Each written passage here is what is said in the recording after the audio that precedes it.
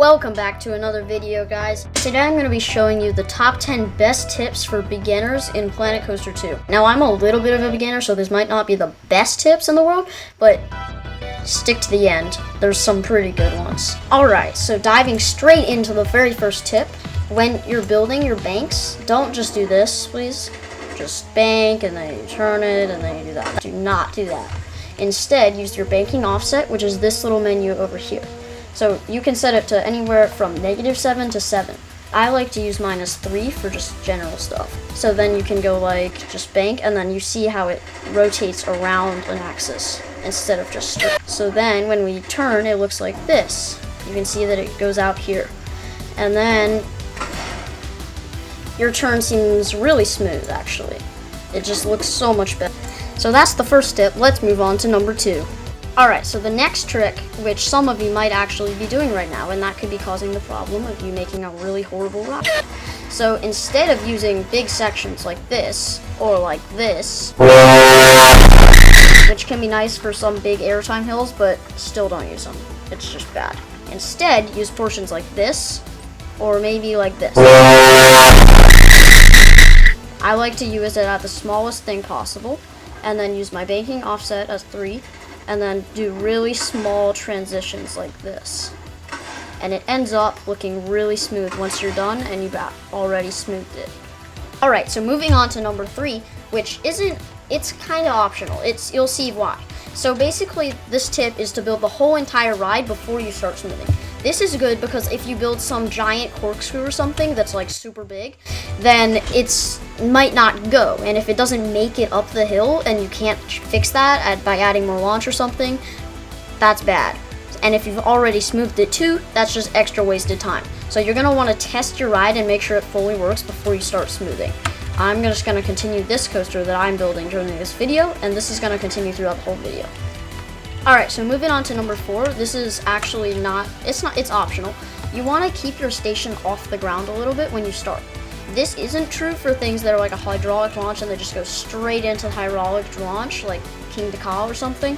But for most coasters, like this one, where it's coming out in a little turn at first, you're going to want to start it off the ground so it's not going too deep into the ground. I like to do it about this height. You can sometimes go even higher, and then you can have like the queue go under it and back and forth and all this stuff. It's really cool. But it ends up making the ride a lot better. Even if it just goes straight into a chain lift, sometimes you can start it off the ground a little bit and then do a dip down and then a chain lift up, which gives it some more speed going into that and makes the ride seem more interesting. Alright, so this is a bit of a weird one. You're going to want to plan out the ride at least a little bit before you start building, or else it might just get confusing. For example, I built this dive coaster. It's in a YouTube short, and it had this really cool like lift and everything was great, but then I realized at the end it lost all its speed and it was like a mile away from the entrance. So then I had to make this really windy, really bad path that's super slow into the brake run, and it's just not good anymore. So you're gonna have to plan out those turns and loops that lead it back into the station so that it doesn't end up all the way out here going 5 miles an hour. So yeah, I think that's a pretty good tip to plan out what it's gonna do. So I think this is gonna turn here, launch, and then it's gonna like loop back this way, and then go over here, and then I don't really know. This isn't actually a good coaster. Anyway, moving on. So I kind of already said this one, but you're gonna want to smooth this a lot. Some people just smooth it once, and that's not smooth at all. So I say you gotta smooth it 4 times to 6 times, depending on how smooth you want it to be. Because some rides it's fun because it's rough. Like wooden coasters, you want them to be a little rough because that's what makes them fun and enjoyable, because it's like jolty around. And when I say smooth it 4 times, I mean like go through the whole ride and back 4 times. This is actually a problem I've run into a lot, is that you've got to build your queue before. So I'm going to start building my queue before I finish the ride, or at least plan out where it's going to go. Because my ride comes right over here, and my queue has nowhere to go. If I send it back this way, then it runs into the brake run. Like, it doesn't make sense. So there's nowhere for the queue to go, and I have to redo the whole ride. But if you put the queue out first, then that won't happen because you have to build around it in the ride. So you don't have to do this as long as you're really mindful that the queue isn't going somewhere where you don't want it to. but I think this is something really good to watch out for when you're building a ride. Of course, this only occurs if the ride is actually in a park. I mean, like, I don't build that many parks. Like and subscribe if we should bring back the old park series. This is another one I've run into a lot, and I'm trying to work on still.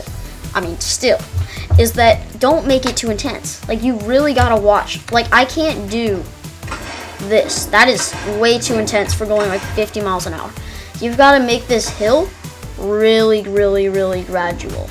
Like, maybe like this. That might even be a little intense. So you really got to watch that intensity. Because sometimes I built this really cool ride. It was actually awesome. I almost posted it, but I didn't. Because it was so intense. Nobody wanted to ride it in my park. It just ruined because there's nothing I could do. It was all in the way of the launches and block sections, and if I tried to fix it, it would take a while and it wouldn't even work. So you really got to watch out for that. That can be a huge problem if it gets too intense. Oh, yeah, this is another good one. I don't use this much because I don't theme my rides much. Because, I mean, you can tell I'm really bad at theming. But if you're going to theme your ride besides just like trees and bushes and grass and stuff, then you're going to want to plan out what's going to be a theme, and like if you're going to have like a building through the launch or like some drop section or something, I don't know. You just got to plan it out a little bit. That's what this whole video is about. You got to plan out your rides more than you think. It's a big deal. Like, I can't just sit down and make one in 5 minutes that's going to be super good. It's going to be good because this is Planet Coaster 2 and the smoothing is so good, but like, you've got to like actually plan it out a little bit if you want it to be a decent ride. So yeah, watch that. It's not really a problem for me because I don't theme my rides, but you know, something to think about. Now, since I'm feeling nice, I'm going to give y'all a bonus sip. Alright, ready? Drum roll, please. Subscribe.